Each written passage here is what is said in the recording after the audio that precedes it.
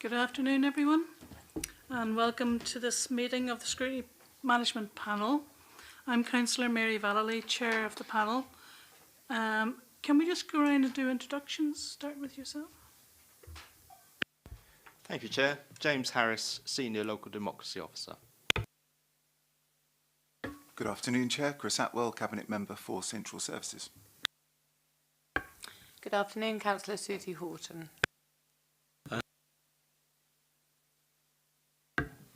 Good afternoon, Councillor Mark Jeffrey. Afternoon, Councillor Spencer Gardner for Drayton and Farlington. Councillor George Magic for Paulsgrove. Councillor Graham Heaney, St Jude Ward. Councillor Simon Bosher, Drayton and Farlington Ward. Councillor Raymond Dane, Cotton Ward. Councillor Stuart Brown, Fratton Ward. Peter Bowles, City Solicitor. And our people in the cheap seats at the back.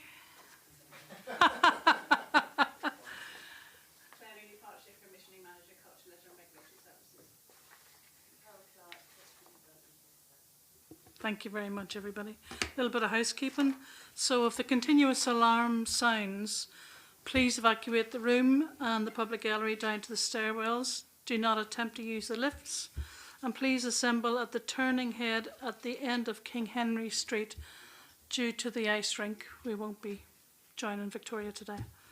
In order to comply with the fire marshal regulations, if you signed in the Guildhall, please remember sign out when you leave the building after today's meeting. So I need to draw your attention to the fact that today's meeting will be live streamed, and a reminder that all participants please use their microphones when speaking. Once you've finished speaking, please remember to turn it off again. Members of the public are permitted to join, permitted to record the meeting on the understanding that it neither disrupts the meeting nor records those stating explicitly that they do not wish to be recorded. Please be advised that the public seating area is not in view of the camera used by the webcast this meeting. So can we have any apologies for absence, please?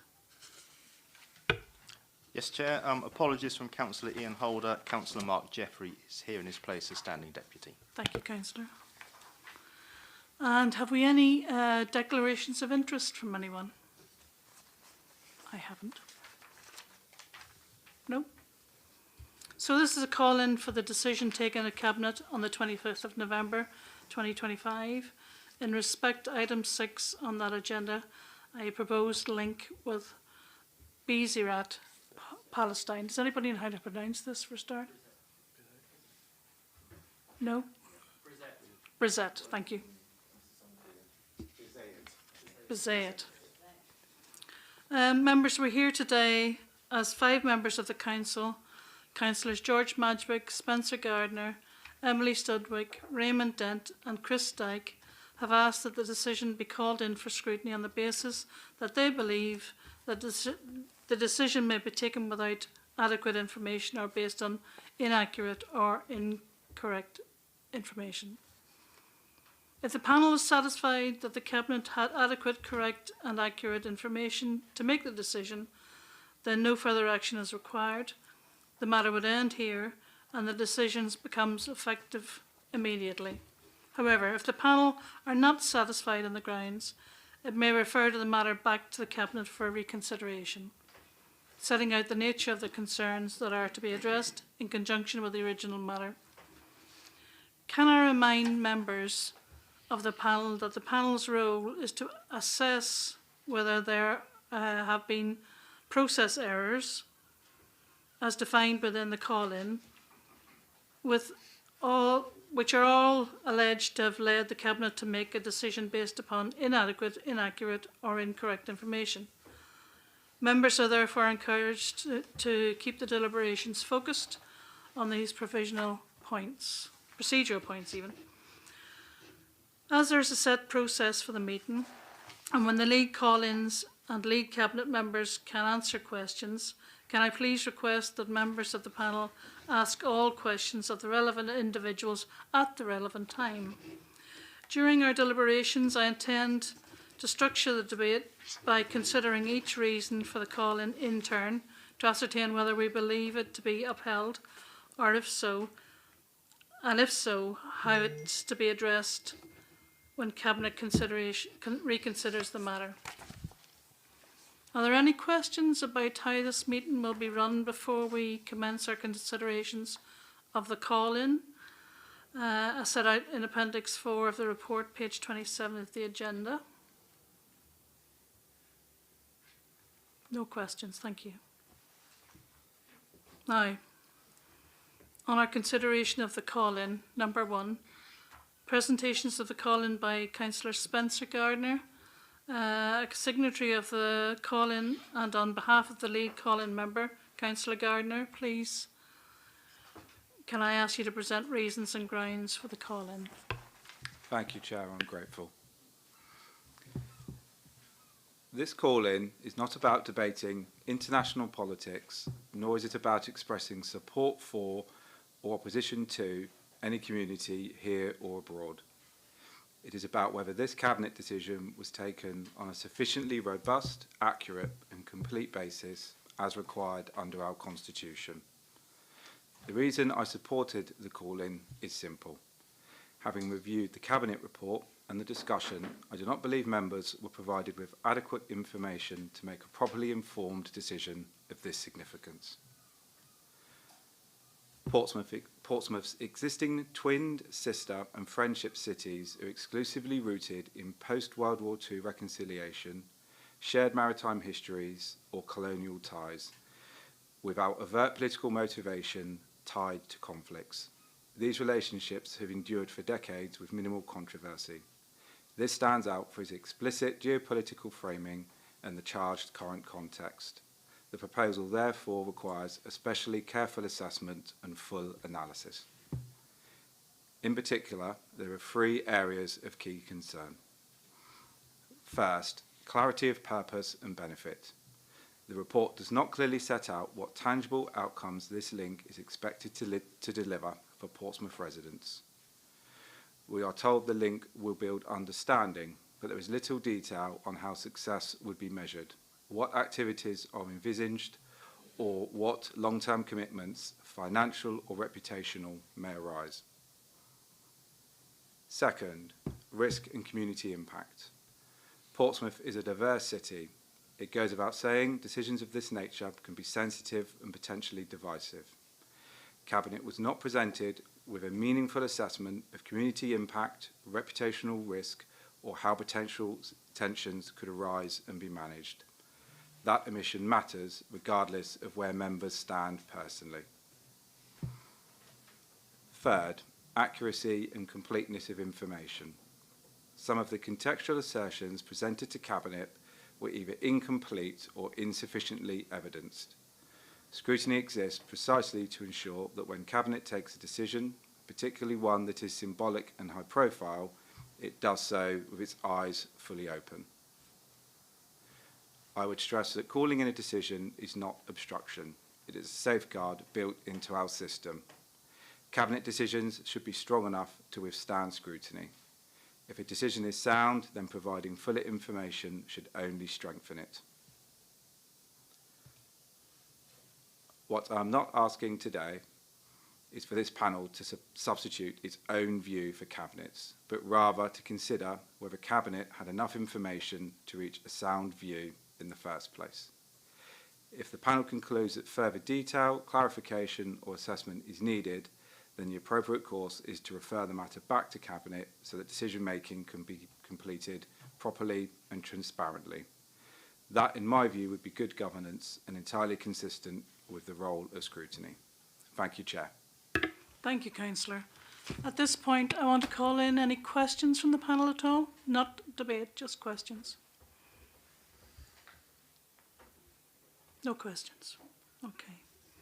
So, can I have a response from the lead Cabinet member, i.e. yourself?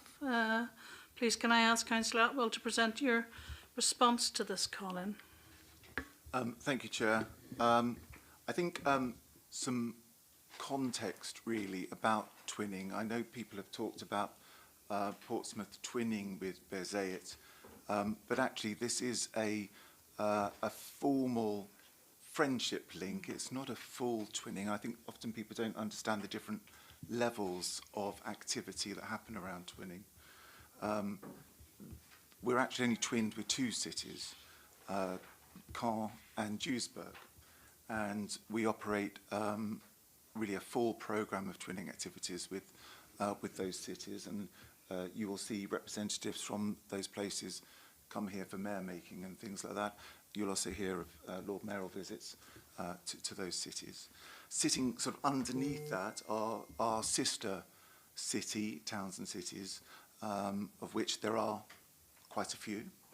And we have sort of less busy arrangements and relationships with those towns and cities, and we have those arrangements for a number of reasons: cultural, financial, economic development rather than financial. So there are different reasons for us having sister city relationships, and sitting underneath sister arrangements are our friendship arrangements. We have two of those. We've recently established a formal friendship link with Valletta, and then in 2014, Zhuhai was the other friendship link, which is in China. And our expectations of the work we do with our friendship cities is really quite minimal, and we don't expect to have all of those kind of in-person visits with these places.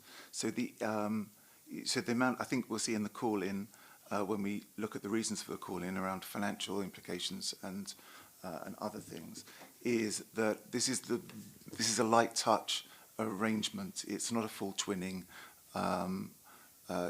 situation that we have with Duisburg and Caen. We also have something else as well, Portsmouth Atlantic Compact, which is a different thing as well, where we have an agreement with the three Portsmouths on the east coast of America as well. So Portsmouth, so twinning, I think my point here is that twinning is slightly more nuanced perhaps than we're either twinned with a place or we're not twinned with a place.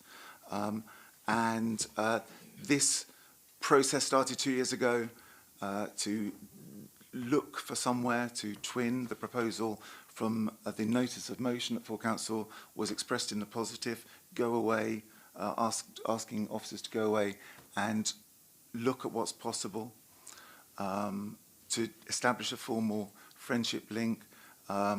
It has been through a lot of scrutiny. Scrutiny is a good thing to get to this point. Debated at full council, 4, 5 twinning advisory group meetings, and cabinet. So lots of these matters have been discussed up to this point. I'm quite confident that cabinet had all the information it needed to arrive at a decision last month, but we'll see how the meeting goes. Thank you, Councillor.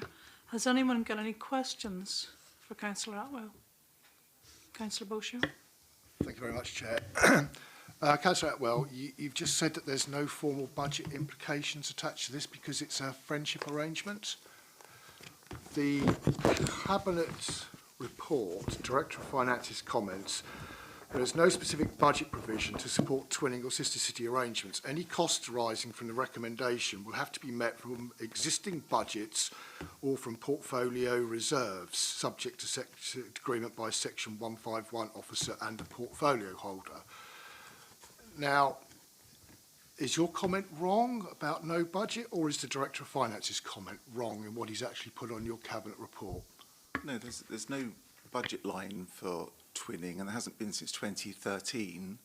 And we deliver all of our twinning activities from existing budgets and through partnership working with local associations, friendship groups and individuals. We also deliver some of this stuff around social impact, corporate responsibility from companies.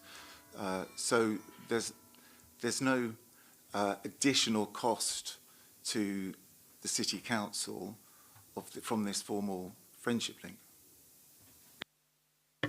Thank you, I can, Chair. If there's no additional cost, what is the cost? We already have an officer who's here present who works on these things, and it will be subsumed in that work. We're not expecting to spend lots of time on this friendship link.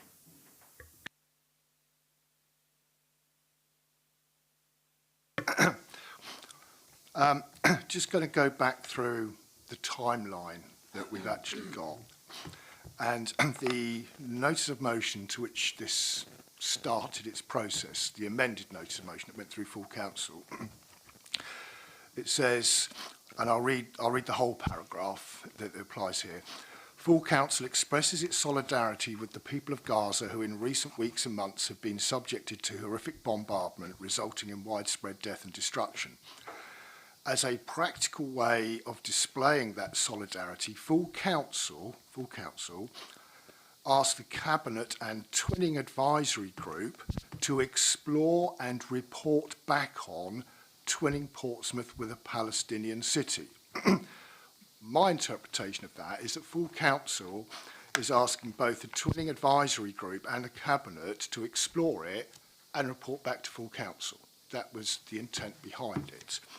Now, the Twinning Advisory Group's report actually came with a recommendation which actually goes against one of the points made in the Cabinet report because it was asking to report on it. The Cabinet report, if I can just find it, section 3.4, the last paragraph says, to the Twinning Advisory Group, and then, if supported, to the Cabinet. We weren't asking the Twinning Advisory Group to actually support anything. We were asking them to look into it. Yet, the Twinning Advisory Group, in my opinion, went beyond its remit when it says to discuss and debate a proposal linked with Birzeit, however it's pronounced, I apologise, Palestine, in order to make full recommendations to Cabinet for approval. It wasn't asked to actually do that. And then when we actually look at the Cabinet report recommendation, it says that officers be authorised to enable the City of Portsmouth to enter into a relationship with the town of Birzeit, Palestine, with a view to this becoming a formal friendship agreement. That, again, is a recommendation that doesn't form part of the original notice of motion. So, at the very least, I would have expected, because I think the Twinning Advisory Group went beyond its remit, and Cabinet were actually asked to report back. So that recommendation is incorrect that you actually considered, and it should well have been a Cabinet recommendation for full council to consider it, because that's what full council had asked in the first place. Wouldn't you agree with that process? Well, it's a simple yes answer because I've gone through the paperwork. I mean, I think it's open to interpretation because we followed the usual process of looking at requests that come in for these types of arrangements. The Twinning Advisory Group, which is a cross-party group, of course, looked at the officers' reports, and there have been a few of them, and recommended, and in the usual way, came up with a recommendation. Finally, come up with a recommendation to Cabinet. We followed the usual process for these types of things. Well, surely if you followed the usual process and that wasn't the process of full council, then you should have changed the usual process. I think that would be for you to make a decision on later.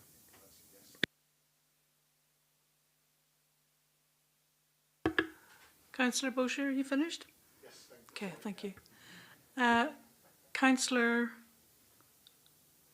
Madgwick, that's the one. I know you prefer my dad to me, but hopefully you can still remember my name. Just going on to the twinning thing that obviously you just mentioned, Councillor Bosher, it's my understanding that actually the twinning group didn't make a recommendation on the 23rd of June in your report. I was at that twinning meeting, and you'll probably remember it as well, which actually might help your case here, but it also might not. But if you remember and you've said it multiple times, it's come back repeatedly, and it was very exhausting because it kept coming back. But in that very last meeting, you may remember right at the end, there wasn't a unanimous decision. And you were advised, not saying it's your fault, you were advised that actually it wasn't the twinning group's job to make a recommendation to approve it. It was your job to simply refer it up to Cabinet. So, in fact, the Twinning Group didn't actually make a recommendation to support, did it, unanimously? Well, it's not a decision-making committee, so we had, we had a discussion, as we had several times on this matter, and the room was more in favour of recommending that that officers go away and explore a formal link than not. I think there's one councillor who, during the conversation, didn't feel able to support this going forward. Everybody else that was in the room on the panel felt able to be positive about this going forward and going up to Cabinet. So the words in the report that says resolve that the link with Beirut, Palestine be recommended to Cabinet for approval, would that be an incorrect line then? It was recommended to go to Cabinet for approval, or for Cabinet to consider. It doesn't, yeah, I was going to say, it doesn't say that. I mean, you were there. I mean, I think, were there 5 plus me on that day? And but there was one person who wasn't in favour. Everybody else was positive about the report. Yeah, I think the point I was making was there wasn't actually a vote to... We don't vote. Correct. So the report, by saying that there was a recommendation for approval, is... It might be, perhaps it could have been worded there was more support than not in the room. Okay, cool. For I think, if I may, just continue questioning. Going on to the report that Spencer kindly wrote up for us. Obviously, it says the report relies heavily on Beirut University as a key partner, citing its vibrant youth demographic. However, it does not address the repeated electoral successes of the student blocs aligned with Hamas, who have won the last 4 elections in a row. Do you think that that is an important thing that probably should have been noted, but based on the fact that so much weight was given to the university during the decision-making process? Well, if we are to have a formal friendship link, it's with the town of Beirut, not the student council at the university. So I mean, I wouldn't have expected to have seen that information in a report. Yeah, I'm just saying the report obviously gave a lot of weight to the Beirut University, and I just think for balance, or to have it a complete, and Spencer's argument is to have it a complete information, I think it would have been healthy to put in. And also I think the lack of consultation on key stakeholders is something that's really important as well, because there's no evidence of meaning consultation with a broad range of the community groups across Portsmouth, or in fact Beirut itself. It relies heavily on obviously one Christian cleric who gave support, which is fantastic. But we didn't ask our local Muslim community in Portsmouth, or the report certainly admits that. It didn't have much consultation with the Muslim community in Portsmouth, the Jewish community, the Christian community. Furthermore, in Palestine itself, in Beirut, it didn't have any, it looks like it didn't have any consultation with that community. Equally, LGBTQ plus groups seem to be omitted from the thing, and also it doesn't have any kind of recommendations from the Foreign Commonwealth or Department Health Office. So it does seem a little bit like the report was weighted. Why was there not any balance given and a broader consultation? Well, it's not what the notice of motion asked. It didn't say anywhere in the notice of motion that there should be sort of a public consultation around this matter. And that's not how we do twinning in its widest sense. We don't go out and consult with the general public. I think we, through the Twinning Advisory Group, are elected members who are elected to represent the views of people in Portsmouth. I think, those sort of the wide range of views that people have come through in that forum.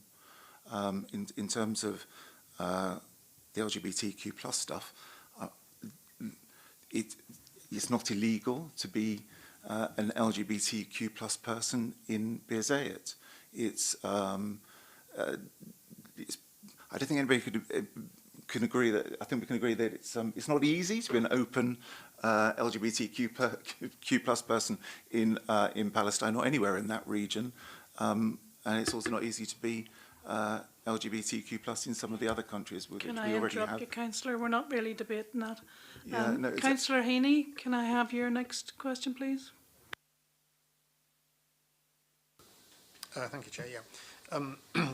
In relation to the finance elements, Councillor Atwell, you said that you funded out of the budget. Is the Valletta proposal, which you referred to, is that being funded out of existing budgets? Yes, yes. Right. Okay. And we've already started. No, that's okay. No, because I'm aware of it and so on. So that's already been funded. Okay. The other question I wanted to ask was the Twinning Advisory Group. Does the Twinning Advisory Group have any formal decision-making powers in relation to what we decide to do, or was it something that they merely suggest, recommend to Cabinet? Do they have any decision-making powers per se? Yeah, no decision-making powers. It does what it says on the tin, I guess. It's advisory. Thank you. Councillor Jeffries? Yeah. Jeffers? Jeffrey. Jeffrey. Okay. Could I just check? So Valletta's recently gone through a friendship procedure, the same as this. Was there mass consultation of various religious groups in Britain and in Valletta? Surely that's not normal to do, is it? No wider public consultation about Valletta, no. Thank you. Councillor Kadir? My question been asked. I was just wanting to know, why do we have to ask the religious community in an issue like this? Yeah. Have we done it before? We don't. In any? As far as Have I we know. done it any of No. this? No. You haven't. So this is not relevant to what we are saying. Amy? I made a little note but then forgot to ask it. Just to make clear, the recommendation says the office be authorised, this is the Cabinet report, so the office be authorised to enable the City of Portsmouth to enter into a relationship with the town of Birzeit, Palestine, with a view to this becoming a formal friendship agreement. So there is another stage before a final decision is made. What is that? Does it go back to Cabinet? How does it work? Well, there always is another stage, isn't it?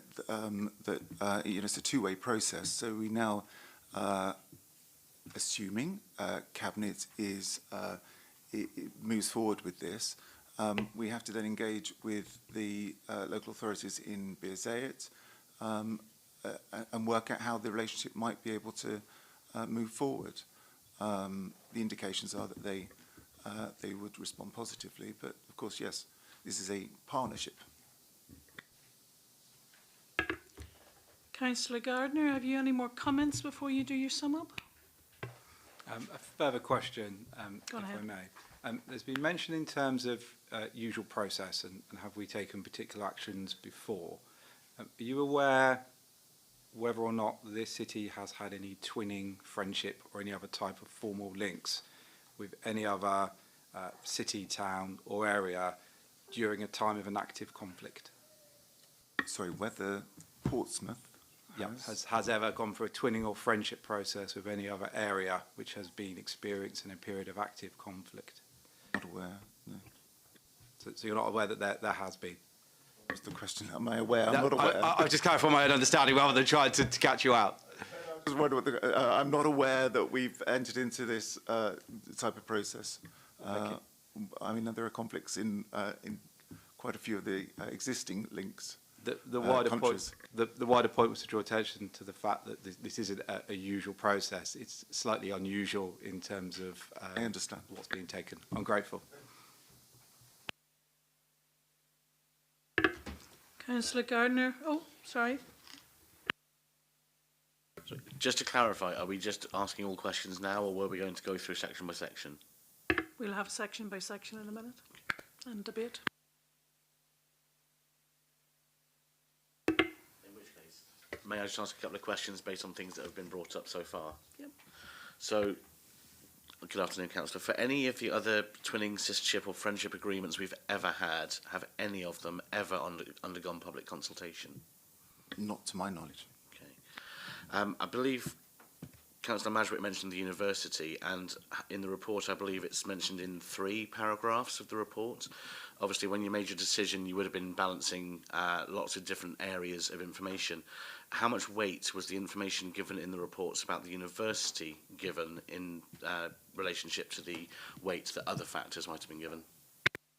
Well, it's important. We look to have relation. The university here is an important part of our city, and so we look to our twin, sister, and friendship towns and cities to for opportunities around their educational kind of facilities. So there is already an organisation that Friends of Palestinian Universities, who have been in existence for 50 years, linking universities in Palestine with universities here. And there are at least half a dozen universities who have programmes with universities in Palestine. So it's an important avenue to explore.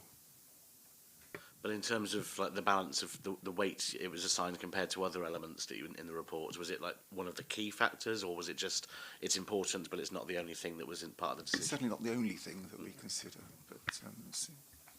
And I think we also mentioned the Anglican cleric out in Bizet who was open to the idea of twinning. At any point, either from yourself or your team or from the twinning advisory group, was any contact made with the local civic authorities to gauge interest?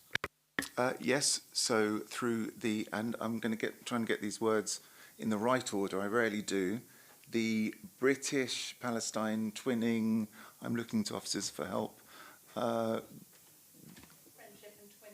Friendship and Twinning Network, thank you, you know, are the experts. They're the people who have helped other local authorities in the UK connect with local authorities in Palestine. So yes. And my reading of the report is that the British Palestine Friendship and Twinning Network were approached for a suggestion of a city to approach. Did they have any further involvement other than suggesting Bizet, or was it just a case of who should we ask? Ask them, thank you. Well, they're the experts, so they have contacts on the ground there. The information we received is that Bizet would be very open to, you know, exploring the opportunities. And they facilitated those conversations? Yeah. Okay, thank you. Another question from Councillor. Yeah, just following on from what Councillor Brown said. Obviously, in relation to the, I'll make sure I get this right as well, Britain-Palestine Friendship and Twinning Network. Obviously, it's an organisation that's, my understanding is, and please correct me if I'm wrong, it's an advocacy agency that proactively looks to create friendship links with councils across the world, I guess, for twinning. Right? Is that correct? Yeah, not just councils. I think its mission is to create friendships between the Palestinian people or the rest of the world. So what did the twinning committee do then to kind of balance that? Because obviously that would be a very skewed view, wouldn't it? And I'm not saying that's a bad thing or a good thing. I'm just saying it is a skewed view because they have a certain agenda. What did the twinning committee do to proactively balance that argument, if that makes sense? Well, that's not what we were asked to do. Council officers were, as I said, expressed in the positive, wasn't it? Go away and find out what's possible. So that wasn't part of the process. Thanks everybody for your questions. Before we go on to the debate, I'd just like Councillor Spencer Gardner to do a sum up, please. Thank you, Chair. First of all, to thank Councillor Atwell for responding to the questions today, and panel members for their questions and careful scrutiny. Reference has been made to the usual process and what actions have been taken to consult in the past. I'm grateful for Councillor Atwell's confirmation that this twinning friendship link is unlike any that has gone before. It is for that reason the usual process does not apply here. Failure to fully grasp this distinction has, in my view, led to insufficient being presented to Cabinet to inform their decision. We are told that consultation isn't usual, that some did take place, but this was only with a small group. There is an inconsistency here. Councillor Bosher raises a significant point in terms of process. The response to that was that the usual process was applied regardless of what was approved by full council. Later, in response to Councillor Madgwick, the answer was given that we were just following what full council had asked us to do. Again, there is an inconsistency here. The proposal is that this matter is referred back to full Cabinet for further consideration on a fully informed basis. I'm grateful. Thank you, Councillor. Councillor Atwell, would you like to sum up first, please? Well, thank you, Councillor Gardner and members for your questions. I I mean, I'm confident that Cabinet had all the information it needed to be able to make a sound decision about this. As I said earlier, this isn't a decision that was arrived at quickly or without a great deal of thought and discussion and consideration, not just by Cabinet but by full Council and the Twinning Advisory Group. A lot of elected members have been able to contribute toward this matter over the last 2 years. So I'm happy that that Cabinet had all the information it needed to make a sound decision, but we will see what you might think. Thank you, Councillor. So, members, as advertised at the outset, I'm going to structure the debate. I think that it'd be useful if we formulate it around the specific points raised in the call-in. So, the first one is material omissions from the officer report. The officer report does not currently include critical information necessary for informed decision making. These are not minor oversights. They are fundamental to the understanding that the risks, consequences and public perception of creating a civic link in Bearsgate. The report relies heavily on Bearsgate University as a key partner, citing its vibrant youth demographic. However, it does not address the repeated electoral success of student blocs aligned with Hamas, a prescribed terrorist organisation under UK law, in student council elections. Hamas's ideology stands in direct opposition to the principles of coexistence, democracy and humanity that underpin international twinning arrangements. Debate is open. Who would like to go first? Councillor Madrick. Yeah, I'm happy to. I think for me, Chair, this is probably the most key point, and let me tell you why. I mean, obviously, Councillor Brown highlighted that 3 times in the report, Bearsgate University was referenced. Just because obviously I knew I was coming here, I did watch the Cabinet meeting, and just over 60% of the time spent, the Cabinet spent discussing it, they specifically were discussing the university. So I think it would be very reasonable to determine that they did put a dramatically large amount of weight on the university. And why not? Because the university is a really good place over there. It is successful, and so I agree. I mean, it's a good institution in that region. But as I say, there was a lot of weight put onto the university.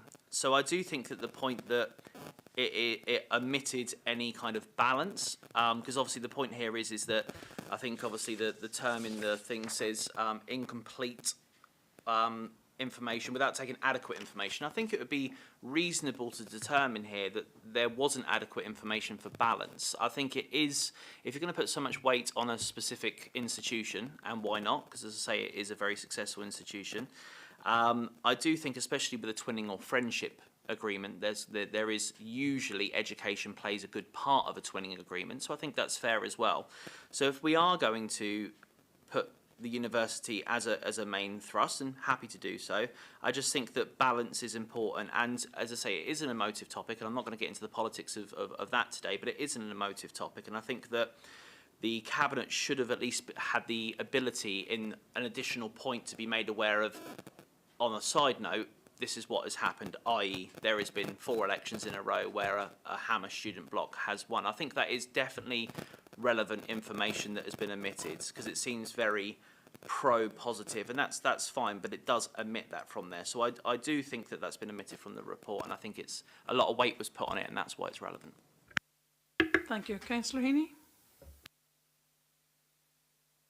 Yes, thank you, Chair. Yeah, I mean, I've read the Cabinet report, and it does talk about Bearsgate University, but as Councillor Atwell's quite rightly said, we're not twinning with Bearsgate University, we're twinning with Bearsgate the town. The university is part of that. If we were twinning with Bearsgate University, we might have some questions, but the issue about the student body, I mean, this is not the university governing body, this is the student body. Student bodies elect all sorts of interesting political characters when you look at student unions, and I've observed them over the time.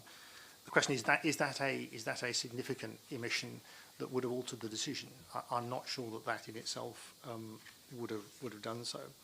The second bit is about the report. It talks about, doesn't mention the UK Foreign and Commonwealth Office guidance about travel to the area. Well, we're not travelling to the area, and everybody knows that anyway. I mean, I don't think anybody knows that, you know, travelling to the area is not necessarily advised. So again, I don't think that is a major omission that would in some way have altered the decision. Because remember, we're talking about the lack of information or incorrect information. I don't think either of those grounds are found on those points. Any more questions, folks? Councillor Bowyer. I perhaps still come back to my original point, what the original thrust of the notice of motion actually said. It asked the Trinning Advisory Committee and Cabinet to report back. So I'm looking at this and I take on board what others are saying about the state of the report. But I think the recommendation of the Cabinet report is actually wrong in itself, in the fact that it should have recommended this going back to full council, because that was a full council wish. So my view is the fact that that report is wrong, that recommendation to Cabinet needs to change to, if they're going to recommend Bearside as a town, that's fine, but it needs to go back to full council for a final decision. That's my view. That's what I think should be happening. Councillor Heaney. I mean, I just want to get clarification about how we know it's an interesting point, but it's not on the going through the report. I mean, there is an issue about process, and I'd be happy to come to that later because I do have some views on that. So can we just, at the moment, stick to the going through the relevant bits of the report so that we're clear where we are, because otherwise it gets very confusing. You know, we're jumping from one thing to another, to another, to another. I mean, I'll happily comment on that if you want me to, but if you want me to save it to the end, and a sort of sum up thing, I'll do that then. Thank you. Anyone else? Councillor Madrick.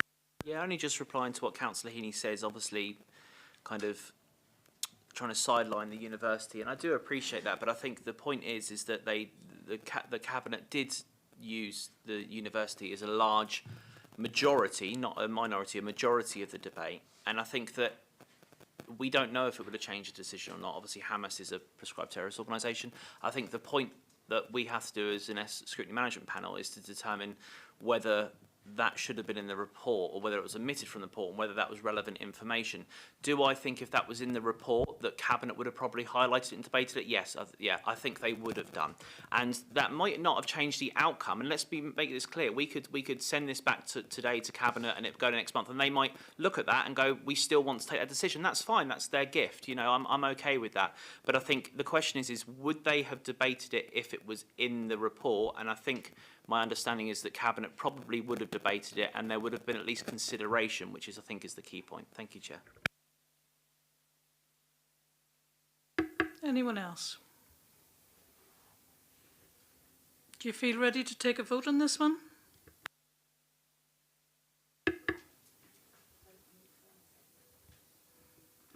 So either we want to uphold the complaint, that's the call in, or we don't.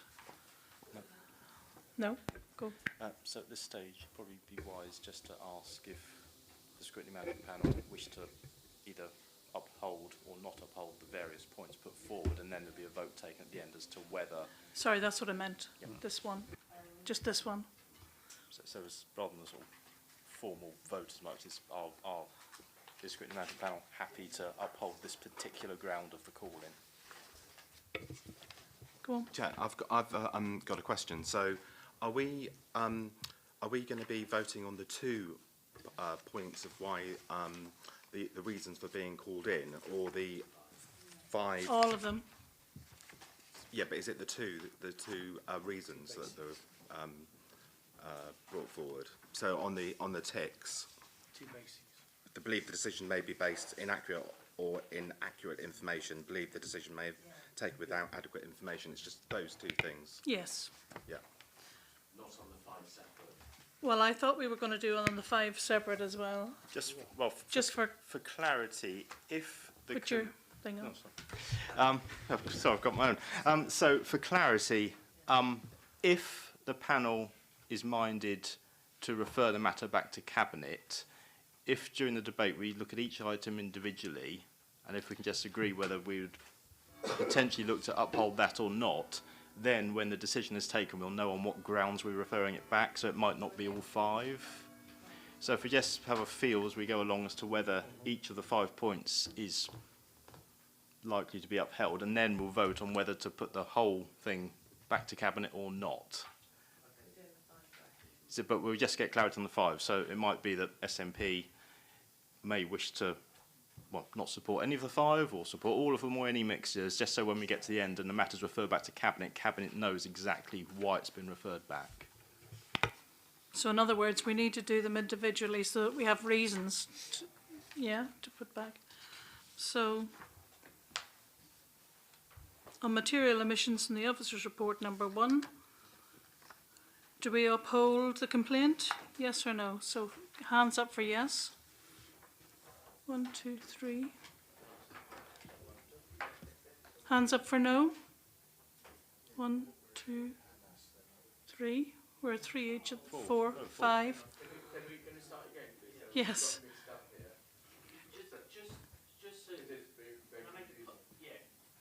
Would you mind, Chair, if I just ask a thing for clarity? Is Yes, that okay? go ahead.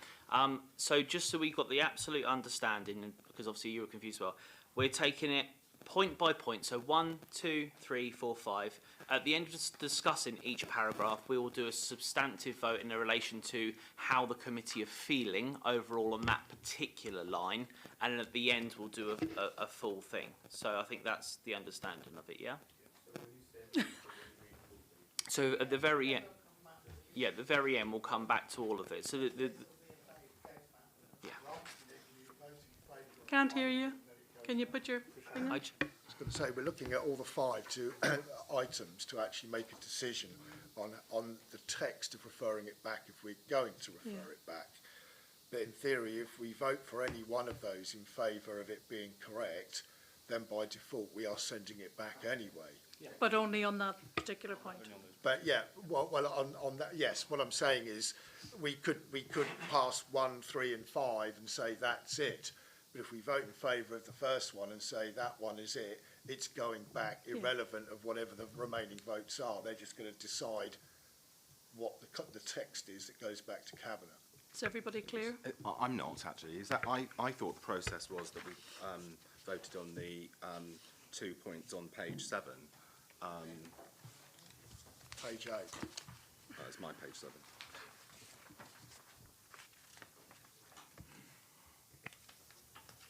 How's it done normally? So, do you normally go through every point for the grounds of the call-in, or do you vote on the reasons for the call-in? I have to say, sorry, I just have to say I've done a lot of these, and I've never known 5 individual votes in the past. It's always been one vote.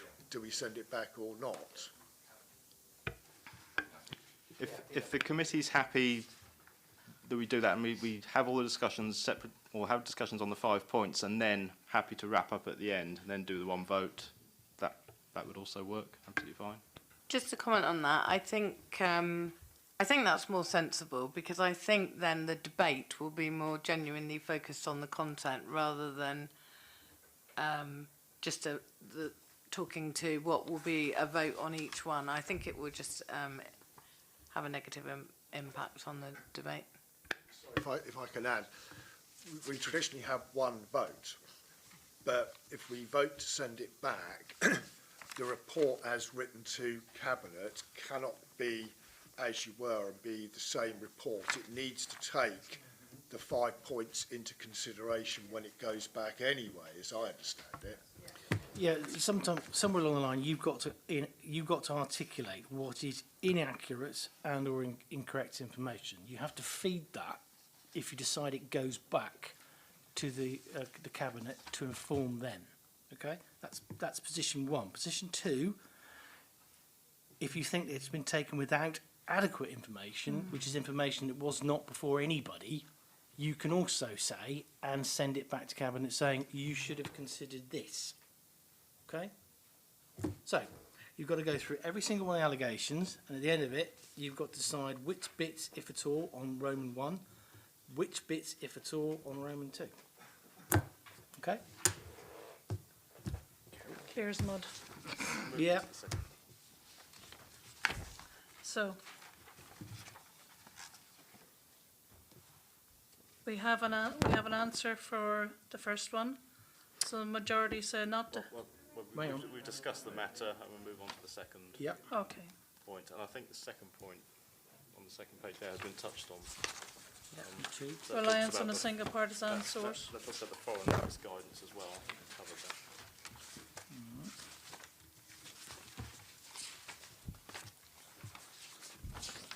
I am completely confused now, sorry. So the debate will continue, and we go on to the second point Okay. in the call-in, which is reliance on a single partisan source, lack of balanced evidence. So the officer report is based almost entirely on advice from the British Palestine Friendship and Twinning Network, an organisation with a clear political advocacy agenda and explicit mission to build solidarity with the Palestinian people. The report does not include contrasting perspectives or independent evidence, which is standard practice for a balanced approach to sensitive issues. Questions? Debate, sorry, it's debate. Okay. Yeah, go ahead. I'm finding this a bit confusing because the whole point of twinning friendships is a positive thing. I'm trying to picture what a contrasting perspective. So I'm guessing by the language in here, it's the opposite of solidarity. Then why would we be pursuing a friendship with anyone that we weren't wanting to build solidarity with? I can't actually work out, I've been racking my brains, what the opposite of a solidarity building network might be, and if we were to identify what it might be, how we would engage with them. So I actually think, I don't think it was either inadequate or inaccurate. I think it's a perspective that's been added. That's my view on that one. First, Councillor Heaney. Yes, Chair, thank you. I mean, I think I agree with the point that's just been made, actually, because clearly if you wanted an alternative perspective, what would that alternative perspective be? Would it be, let's take the Valletta example. So when we had the Valletta proposal, there should have been an alternative perspective which said, don't twin with Valletta, which seems a bit daft to me. I mean, why would you have, it doesn't seem to make any sense. I'm not really quite sure what we mean by a balanced perspective here. It's the source, the British Palestine Friendship Twinning Network, basically facilitates twinning relationships between a lot of different places. In fact, I looked on their website and looked at who they work with. It's a very varied group, and presumably there are other twinning networks that work with other countries. I'm sure other countries have twinning networks which support twinning in the same sort of a way. So I don't really express that. I mean, this is opinion, essentially, calling it a single partisan, because it's supporting twinning with, well, a partisan network would be supporting twinning cities in Germany. You know, they're partisan because they're supporting twinning with cities in Germany. I mean, it doesn't really make a point at all, I don't think. So I don't think that has been proven at all on either ground. Councillor Brown. Thank you, Chair. Yeah, overall, I'm not convinced by Section 2. Essentially, what we've had is the full council have asked the cabinet member and the twinning group to go from a position of we are not twinned with them at all to get us closer to being twinned or a friendship agreement. And to use an analogy, if you're mandated to build a shed, you don't read a book on how to demolish sheds. You read a book on how to build sheds. You go to a carpenter, not a guy with a wrecking ball. So it seems fairly sensible that in moving towards a position of friendship and or twinning, you would consult the group whose existence is there to promote friendship and or twinning with the area that you're looking to do it with. So I think the same sort of arguments that Councillors Orton and Heaney just made, why would you have an opposing view when you're working towards something you've been asked to do? Anyone else? Yeah, I agree with that. I mean, I think this. I don't think this is a reason for a call-in at all. And also, the officers are really have given a recommendation. So, and I think they are very capable of making that sort of recommendation. So, I mean, I just don't think that premise is correct at all. Thank you, Councillor. Anyone else?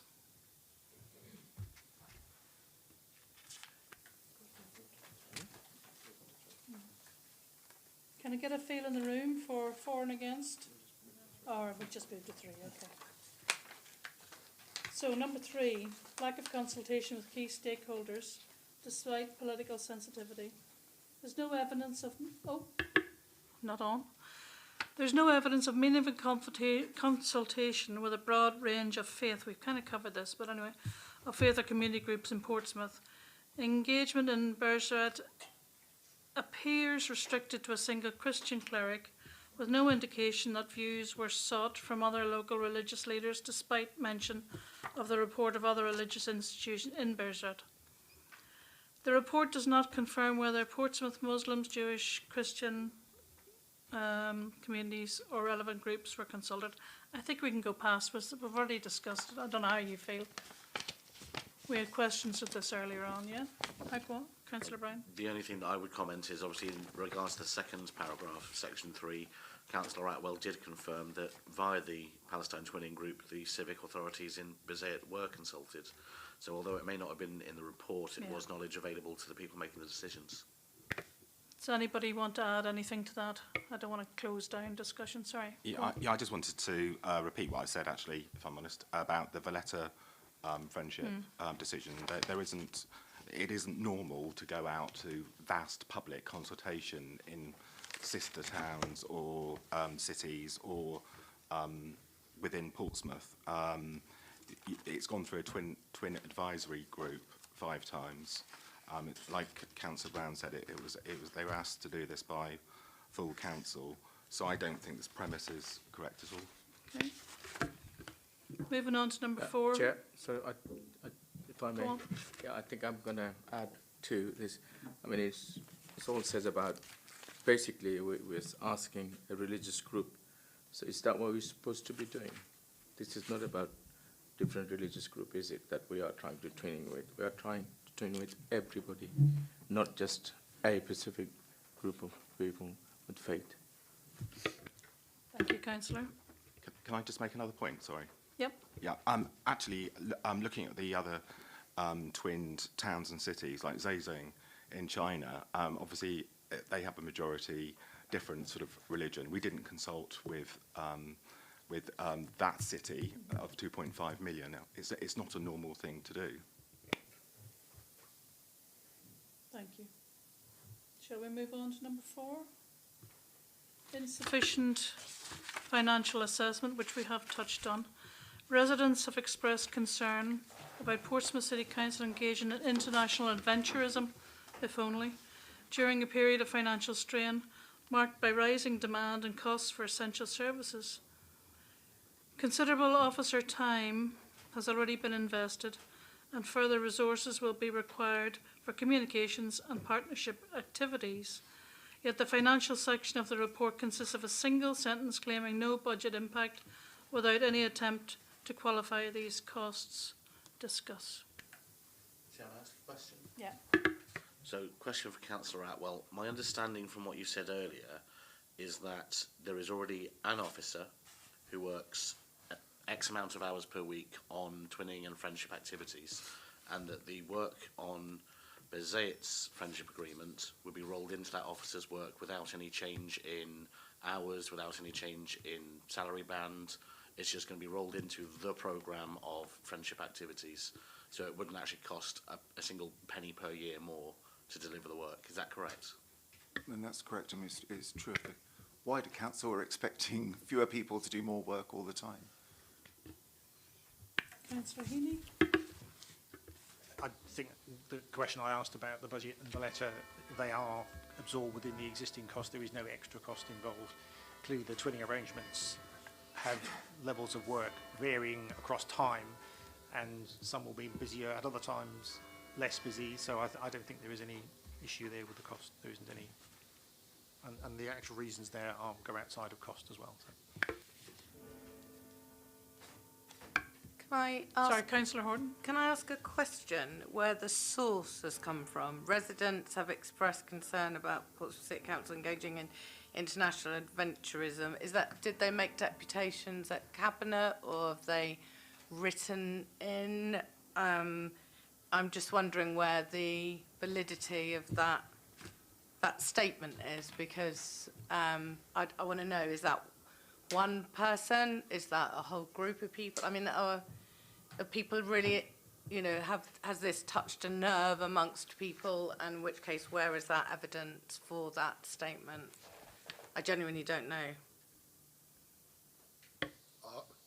Arguably, Councillor Horton is putting over a contrary view. Therefore, you're actually buying into material omissions from the officer's report. No, I was just wondering where the statement of that quote had come from. I think it's reasonable to ask questions of the evidence.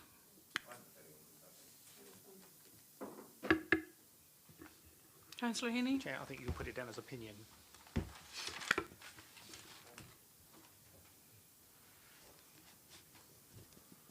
Anything more on number 4?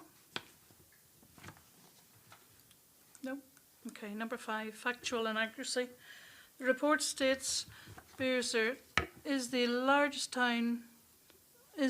one of the largest towns in the Ramallah Al-Bira government, I think, with a population of approximately 7,800 people.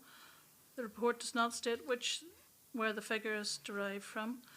This is overstated and not supported by official data.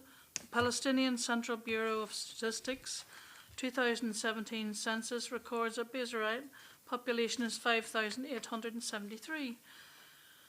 PCBS projections 2017 to 2026 series updated mid-2025. Estimated mid-2025 population at approximately 6,800. Applying the governance 2.3% annual growth rate, no PCBS release supports 7,800. This figure appears derived from an unverified tourism source. In Governit, the 78 loyalties and around 3,770,000 to 392,000 residents. This is a really hard for a dyslexic person, can I just say that? Ranks mid-tier and is not one of the largest, being below Ramallah. Al-Baraz is minus 20,000. Is that a minus? Circa. And Deir Dibwan is circa 14,000. This exaggeration implies greater economic, cultural scale. By comparison, Charles Dickens Warrant has a total population of 16,500. Debate open. So I guess well, for me, there's two different things here. So does it matter? That's the first thing. So the Falklands Islands has got 3,400 population, and we have a sister arrangement with the Falkland Islands. Does the population number matter that critically to a decision? Zhejiang, I think, is 2.5 million.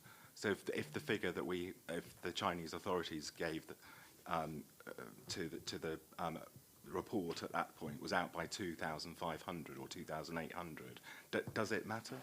I don't think there's a reason. That's a reason to not think that the information was broadly accurate. Councillor Madgwick. I don't think the opinion of whether it matters or not is relevant for this committee. I think the point is it accurate? That's the point. We're not discussing whether it's important or not, whether it's 7,000 or 70,000. I think that's irrelevant. I think the point is it accurate? That's what we're determined to think, and I think it's very clear that it is not accurate. Councillor Heaney. Well, there are two figures here. There's the population of approximately 7,800, which is included in the report. And there is the figure from the 2017 census, which is 5878. We don't have an updated figure on that, so we can't be absolutely sure. To say it's inaccurate is, well, they're different, but is it wrong? We don't know, because the census figure hasn't been confirmed. So, and I'm afraid it does matter whether is it a substantially inaccurate information that led the committee to make a wrong decision? That's why we say inaccurate information. Did it lead the committee to make, or the cabinet to make a wrong decision? I don't think that stands in that respect at all. Anyone else? Nope. Councillor Brown. Yeah, I think I broadly agree with what Councillor Heaney has just said. Councillor Madgwick, it would seem that you're indicating that if the numbers were off by even one person, the information would be inaccurate enough to invalidate the decision made, which I don't think is statistically possible to get to that level of accuracy. And I think the difference between 5,800, 6,800, 7,800 is close enough that it's not going to make a massive difference in the relationship that we would end up forging with that place. No, I think, Councillor Brown, it's not relation to my opinion of whether it's big or small or whether that will make a difference. The point that we're asking here is it accurate information? That's what the call-in request demands, is something accurate information. And if it's not accurate information, it is wrong. So as I say, the number, honestly, I couldn't care if it's 150,000 or one, to be honest with you. The point is it inaccurate information? And I'm just checking, Chair, that we will be go into process, because earlier on in the conversation we said we'd be talking about process, so we're going to do that after this section. Because there's another factual inaccuracy point I just want to raise as well. Can I raise Do you that want now? to raise it now? Yeah, I can do. I mean, first of all, I just want to check, this is probably legal advice from the City Solicitor. Does Cabinet trump full council's decision? So if full council makes a decision on something, I genuinely don't know the answer to this question. So if full council makes a decision or makes the guidance, can Cabinet trump that decision? It depends whether council has the vested decision-making function. Depends solely on that. Okay, you can refer things to full council, but they still live with the executive. Yeah. So Okay, an answer so- the question doesn't necessarily. Doesn't necessarily. So, because obviously, the point I want to make about the factual inaccuracy is twofold. Is in the full council, the motion that obviously brought this to the forefront. It does say that full council asks the cabinet and twinning advisory group to explore and report back on the twinning Portsmouth with Palestinian City. Obviously, that was a full council decision.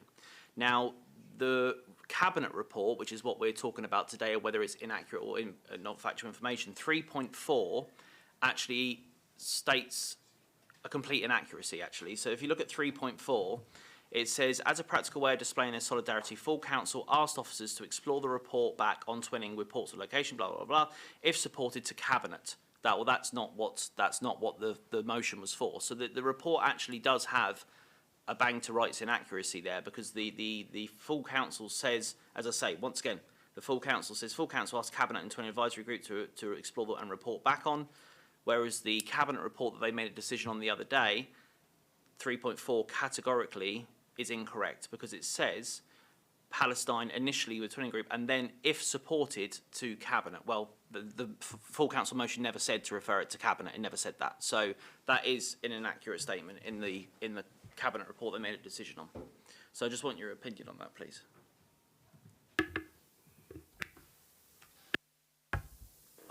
I'm still of the view that if an executive decision lives with cabinet, it lives with cabinet. It's not, in my view, a full council decision relevant to it being related to the functions order, in a sense reserved to it, like a budget or a policy or whatever. Okay. Now, if you've referred it up there for noting, that's a matter entirely for you. But my view is that the decision-making function lives with executive, and I'm happy to be told I'm talking nonsense or I'm wrong by other people in this room. But that's where instinctively I feel it lives. Yeah. So you can ask the twinning committee for a view about it, and their informed decision and all the rest of it. It goes to the cabinet, they make a decision yes or no. You can then escalate it as an information item to full council for noting. I'll let Simon go. I know Simon's on the button.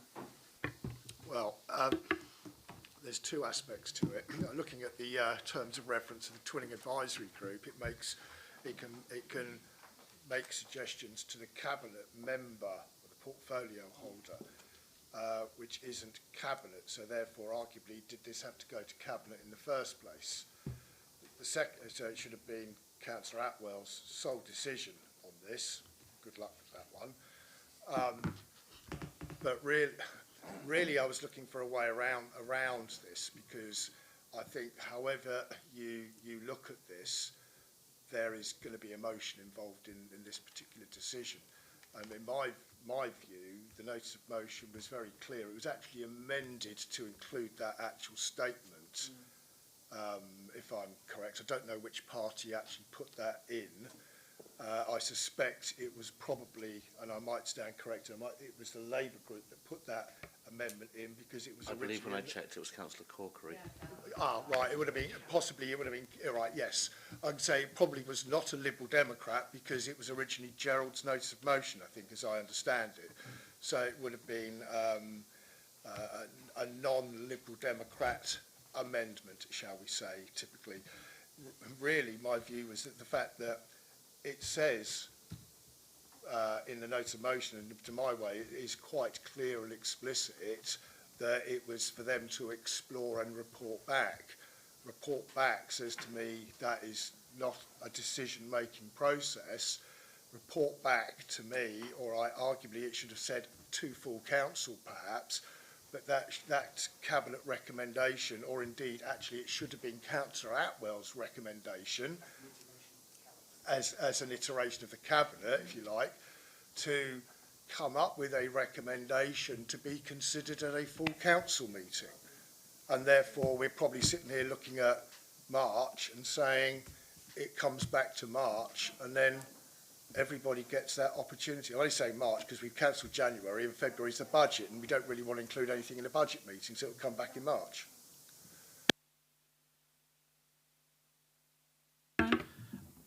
I don't entirely disagree with Councillor Bosher. I think the reading of the original notice of motion was that the intention was for it to come back to full council. What I'm questioning, and perhaps the city solicitor can give us some advice on this, is given that I can't see anywhere in the call-in that is mentioned, is that a grounds for us to actually pass the request for the call-in, given that it's not given as one of the reasons for it being called in the paperwork? But it's not incorrect information that's been raised in the call-in. I think your discretion to extend it is part of your debate and consideration, right? In terms of where we are with the decision that could have been made by Councillor Atwell as an iteration of the Cabinet, the fact that it's sort of in some sort of quasi-way reserved back to full council wouldn't have stopped the executive going, we're not going to do that. We can make this decision. You might have ended up with a call-in based on that, but technically it doesn't have to go to full council. The fact that you've escalated it there, at what point is Councillor Atwell somehow prescribed in what he does as a portfolio lead, like any other portfolio member is? Why would he be? You know, I think it's illogical. I think the way it's written doesn't help, and I see where Councillor Bosher takes it in terms of process, in terms of full council. But ultimately, can the executive make that decision within their scheme of functions? Answer, yes. Can they escalate it to full council for consideration? Do they have to? No. Sometimes things go up to full council. Perhaps you should have said noting to full council. Because ultimately, hang on, Councillor Bosher.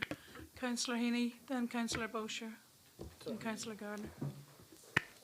The risk of getting more confused, I mean, it seems to me that there is no point in referring something to council if council can't make the final decision. If it's not their decision, why are we referring it to council?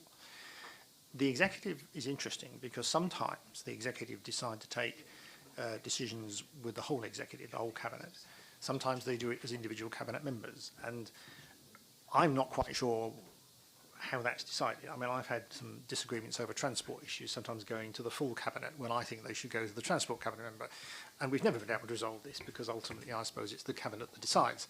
I've been trying to persuade them, don't keep sending important decisions to full cabinet, send them to the portfolio holder because they're the people who make the decisions. But that's a slightly different debate. But I think we are into this territory of who makes the decision. If the twinning arrangements are a decision for cabinet, there is no reason to send it to full council. I would say that 42 rarely bind the 10. And we've done this with iterations of sharing things with full council to see what their views might be, say, for example, with Tipner, or say, for example, with devolution. But we've always maintained the idea that the executive deals with the decision-making function as delegated to the portfolio lead cabinet member, i.e. Councillor Atwell in this case. Now, if you don't follow that logic, you're left with this idea that any sort of esoteric drafting of a motion or amendment somehow gets it back to full council. And I don't think that's logical nor realistic. I'm certainly not sure that that's a basis upon which you should be thinking it's a full cabinet, a full council decision. Now, of course, it's a matter for Councillor yourselves. Bosher, sorry. Councillor Bosher. Gardner, you had your hand up. Thank you. So there's two separate points. So there's a process point in terms of the powers of full council, or the lack of them, and the powers of cabinet. There's also a second process point in terms of where did that misdirection come from and that incorrect steer as to process. And throughout the various officer reports, it is them that repeat this misunderstanding in terms of the process and what's happening. So is it not material that Cabinet were making a decision based on flawed information, regardless of what the consequences are of that in terms of process? That was the understanding of Cabinet, given what officers said in the report. Councillor Madgwick. Good point. I think, you know, as I said, this needs to not be political or emotional, because as I say, that's for a different day, a different debate. As I say, I really want to draw back to the fact that we're not here to discuss politics. We're here to discuss whether something's been inaccurate or something's been omitted. Yeah, absolutely. And then if we want to debate politics, we can do that back at the full cabinet if we choose to. But I think Councillor Gardner raises a really good point that you know, regardless of whether you believe that it's a full council decision, not a full council decision, whether it's a cabinet decision, whether it's a cabinet member decision, whatever, that still leads to the point that Councillor Gardner's making, that the report is still inaccurate because it's guided people wrong. Officers have wrote an inaccurate statement in a report. So it doesn't matter. We could debate the technicalities all day if you want to on whose responsibility the governance lies within the decision-making process. But the fundamental point is, as a scrutiny management panel, we have to determine whether the report was inaccurate, and the report was inaccurate. And I think, you know, regardless of the politics of it or the feelings of it or the governance of it, which I'm sure we could love to do another day in a governance and audit standing committee where it should be being discussed, our job simply is to determine whether it's inaccurate. And this clearly makes the point that regardless of how much weight you think it puts on it, the reports, multiple reports it appears, were inaccurate due to that point. Which I think is a valid point, and I think you know, for that reason it should be put back to cabinet. Cabinet, look, are probably just going to look at it again, re-debate it, and put it through again. That's your discretion. That's absolutely their choice to do. We're not here to debate what they should or shouldn't do with the decision-making process, but I think we're here to debate whether they had the accurate information. It's very clear that they did not. Really? Can I ask Councillor Madgwick to tell me exactly what point it is that we are going to refer this back for inaccurate information? It's not overly for me to answer, but 3.4 is one of the points on the report that's very specific.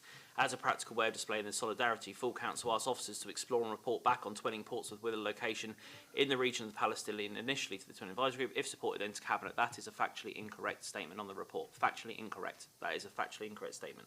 That is not what happened or what was told.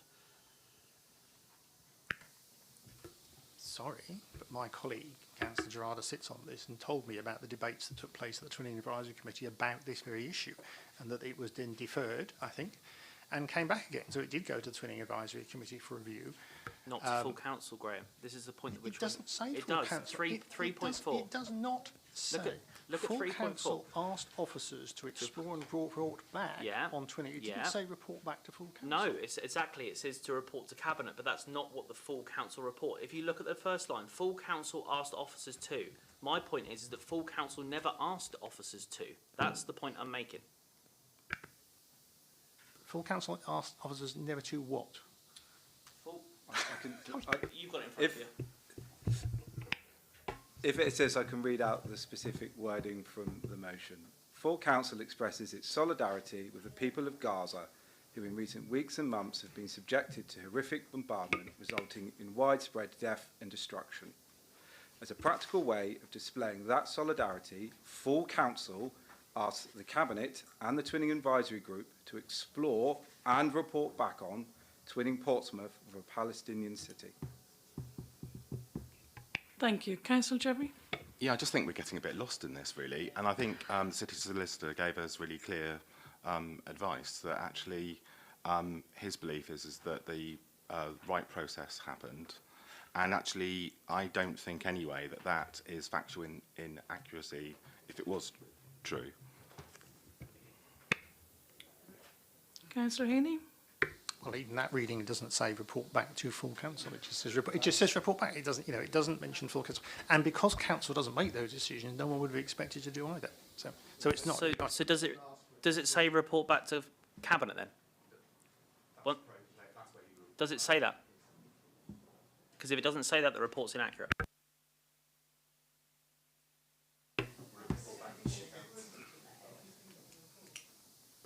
Any more comment, folks, before we take a vote on this? Just an observation. If the point is unclear, why then, in the reports to Cabinet from the officers, did they specifically refer to reporting back to Cabinet? Where has that come from? It's either inaccurate or unclear.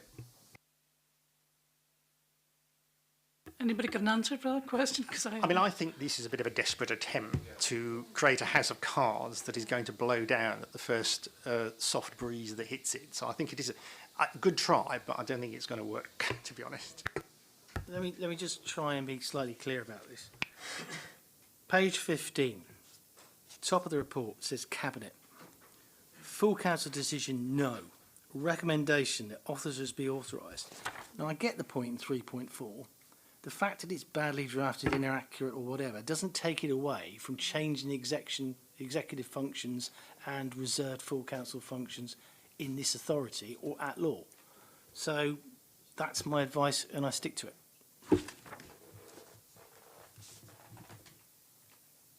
Any more for any more? Well, I was just going to come back to Councillor Gardner's thing about where did it come from. I think reports are written with a sense of the functions of different parts of the council, and possibly if there is any fault whatsoever, it might be that the custom and practice has been assumed in the language. But I think that's if you understand that that is where those decisions are made at cabinet or by a cabinet member and referring back to cabinet, it's the norm, and therefore maybe there could have been a couple of extra words in there that explained what normally happens, but it definitely doesn't change the fact that in my opinion, there's a very clear accuracy around the process, because it's always the process. Councillor Bosher. I think this is going into a slightly wider debate about the process, if I'm brutally honest. And Councillor Heaney's quite right. I've sat in transport meetings where that's where the decision should have been taken, and I have to say it's been a contentious decision, and it's ended up in cabinet where it shouldn't have gone in the first place. I think with regards to this, it probably should have been clearer where it actually goes to in what it was asking. My interpretation of that was it was going to be coming back to full council for a debate once there had been an investigation. That was my interpretation of the notice of motion. And we have had others. We had one recently, just the other day actually, that wanted Tex to go and do something and report back within 6 months. Now, in theory, that didn't say where it was going. It should, in theory, that should go to scrutiny management and then on to cabinet. But actually, when Councillor Gerarda was speaking, she wanted it to come back to full council. If you remember, we all ended up with my one-line amendment to try and clear it all up. There is a process here that needs to be looking at, and I think some of it sits with members, and I think significant part of it actually sits with clarity with officers as well. Sorry, Peter, I'm looking at you, because, and perhaps I am rolling back the years, but certainly rolling back the years when we put in notice of motion asking for somebody to do something, Democratic Services would usually step in and say, what you're asking, the process is wrong. This is who you need to ask that of as an advice situation. That, in my mind, does not happen, and had that happened in this particular instance, we wouldn't have been sitting here for the last 3/4 of an hour debating about process. So I think if there's a takeaway that goes beyond the decision, it's about clarity with regards to where things go and the advice that officers actually give at the same time. But that might be a takeaway for you, Peter, in that respect. I have no difficulty with that, Councillor Bosher, at all. That's a fair challenge.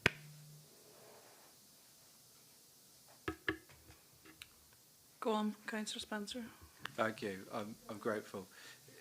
Isn't the appropriate remedy in this situation, despite what various members may think Cabinet might or might not do, but to refer this back to Cabinet so they can make a decision, consider the wording themselves, and take a view on, well, we don't think that reference to say this shall be reported back to full council means that, in my view, or to say, actually, we've got a different interpretation of that. Aren't they being denied the opportunity to do that in light of the discussion we've had today, and given the uncertainty? Isn't that the place that this should be reviewed?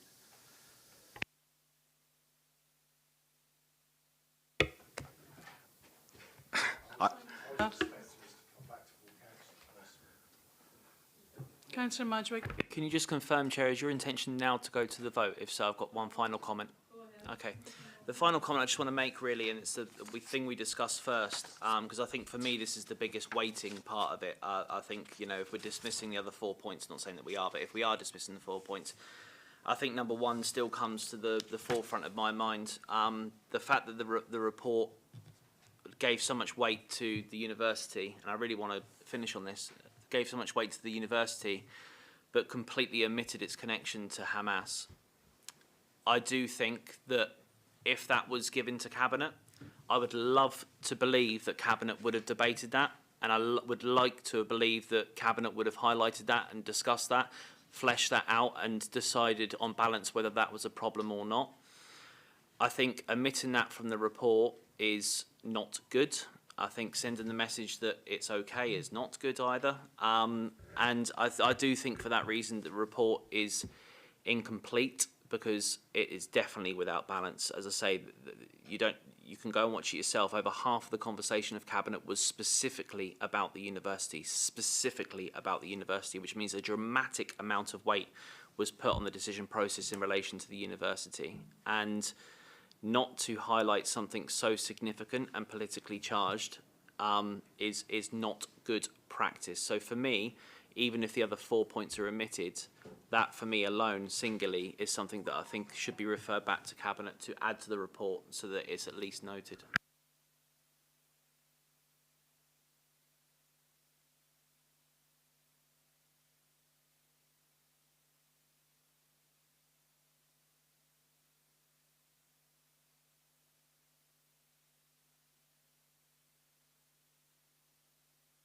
Go on, Councillor Haynes. I mean, the process of referral back basically stops the decision being implemented. So that's what we're doing. And it will go back to Cabinet. The argument being put is why it needs to be sent out, because they need to be made aware of the process. I suspect that after this meeting, various officers will make the Cabinet aware of what happened at this meeting and the issues that arose, and they will be taken back and discussed with the relevant Cabinet members about the process. So I'm not sure delaying the decision in order to tell them that they need to get their process a little bit clearer is necessarily the right way to go about it. We can do that without that, because again, the fundamentals of the decision, it doesn't seem to me, are affected by that. So I think that's an important point. I mean, just going on the general, summing up, if you want to, if I'm allowed to sort of stray into that, if that's okay. I mean, the question is, we have looked at all of the items that have been raised as objections based on the fact that they were inaccurate or incorrect or not done with adequate information. Councillor Madgwick's merely repeated the thing that he said earlier, that he thinks what goes on at the Councillor Bearside in at university was a fundamentally significant item the Cabinet should have been aware of, and that would have been the case if we were definitely going to be twinning with Bearside University. But the point is that it was actually with the town of Bearside as a whole. It's only a constituent part. And again, the question is that a relevant reason for delaying a decision and referring it back again? The report was written. The Cabinet. Sorry. Please, through the chair.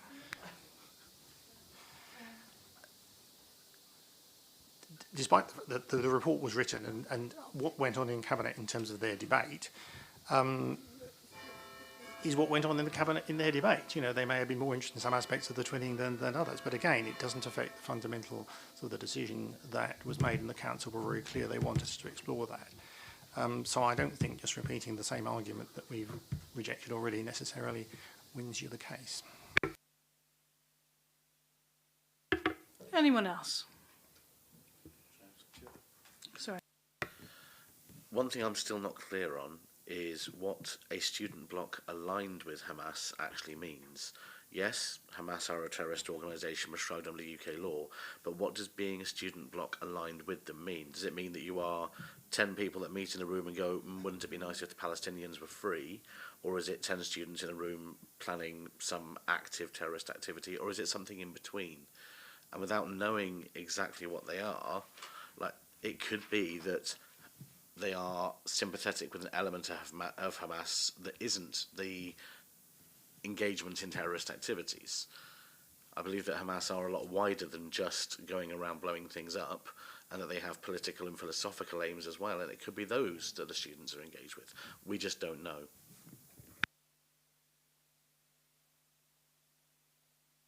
Actually, it should have been in the call-in. I think we're ready for a vote. I feel like we're ready for a vote.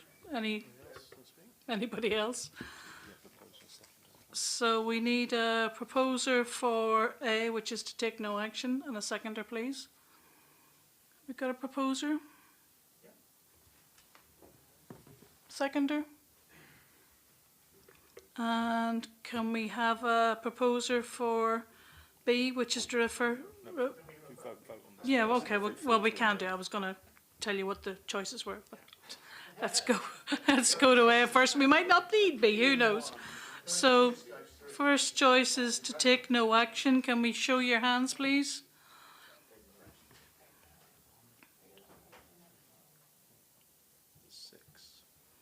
Six, so that wins the day, actually.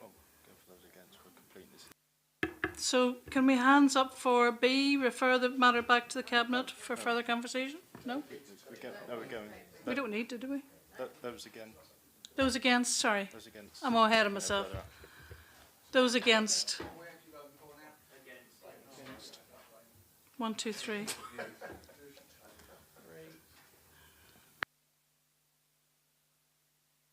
Required. Thank you for your time, folks. There's another agenda item. There's another agenda item. Oh yeah, hang on, folks. Got it wrong.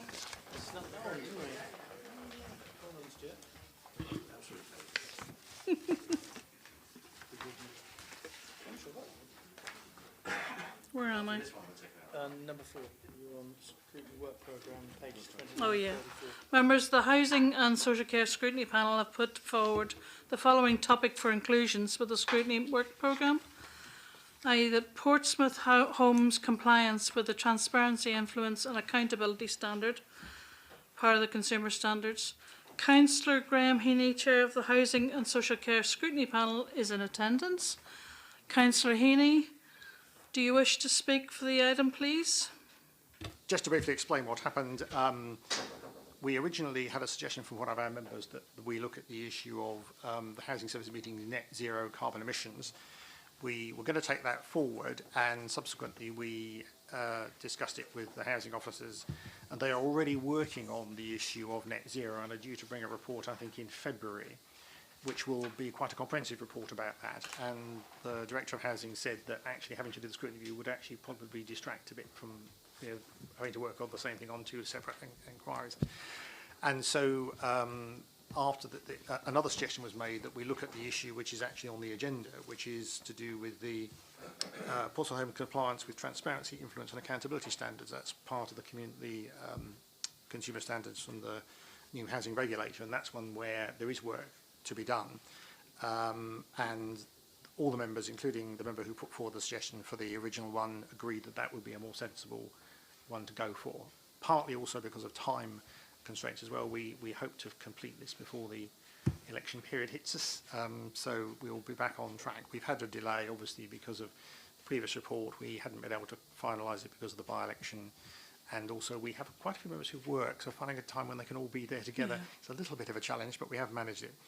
So we'll be approving our last report and then agreeing to start work on this one early in January, if that is happy to agree that.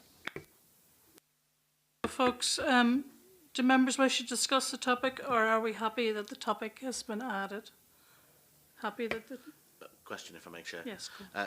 Councillor Healy, do you feel confident that your committee has the capacity to absorb this into your workflow and meet the timescales you've put forward? I think we do. Then I'd like to propose we accept it.